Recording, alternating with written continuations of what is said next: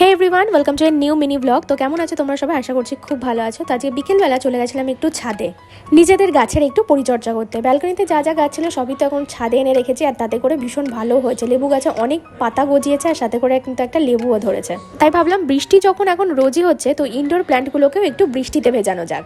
বর্ষার বৃষ্টির জল ওরাও একটু উপভোগ করুক। আর এদিকে আমার লঙ্কা গাছগুলো কিন্তু বেশ সুন্দর বড় হয়ে উঠেছে আর অনেক ফুল ধরেছে। আর এখানে উজ্জ্বল কিছু সার দিয়ে দিচ্ছিল।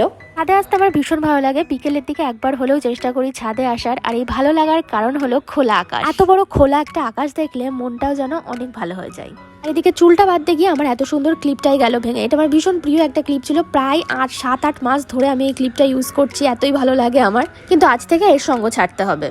আর এদিকে একটা প্লাস্টিক ছিল, আর উজ্জ্বল সেটাকেই ওড়ানোর চেষ্টা করছিল। সে তো উড়লোই না, বরঞ্চ নিচে গিয়ে পড়লো। ছোটবেলায় এই সমস্ত ছোটখাটো ব্যাপারগুলোকে ঘিরেই আমাদের কত ভালো লাগা খারাপ লাগা জন্মাতো, আর বড় হলেই সবকিছু কেমন পাল্টে যায়, তাই না?